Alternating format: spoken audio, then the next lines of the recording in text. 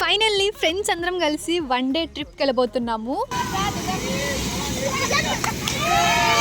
Nearly ఒక 15 members దాకా 2 cars rent తీసుకొని ట్రిప్కి వెళ్తున్నాము.